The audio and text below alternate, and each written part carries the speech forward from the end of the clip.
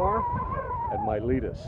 This amazing place that is now way out in the middle of a wide plain, but in fact was originally a sea harbor. Right behind me is the old harbor of Miletus, where ships used to come in and out, and now it's miles from the sea because the river is silted up, the Meander River, and it actually drove Miletus inland, so to speak. But right here in this harbor behind me is where Paul met with the elders of Ephesus, the Ephesian elders, the ones who actually headed up the church by the grace of God. Wherever they met, we don't know. It could be right where I'm standing, or on the hill behind us, or maybe even on the docks down below. But he spoke to them in Acts chapter 20 about ministering.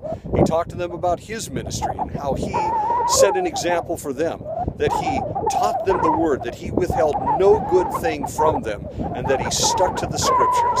Needless to say, he loved them. He warned them every day with tears that savage wolves would eventually come into the congregation, which is a terrifying thing, and sometimes even come from their own numbers, and that they were to guard the flock every day with their lives if necessary.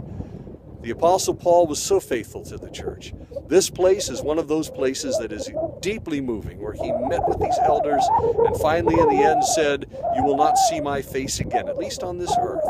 And they embraced, and they kissed, and they cried, and then Paul got on a ship from this harbor behind me, went off to Jerusalem, and there he was arrested. The rest of his journey began as he went back to Caesarea under arrest, where he languished for 2 years in a prison, finally appealed to Caesar, and ended up going to Rome, where he stood trial before Caesar, and eventually was probably released. He might have even gone to Spain before he was rearrested and put into a dungeon in Rome, and finally beheaded just out of the south end of one of the gates of Rome. That's Paul's journey.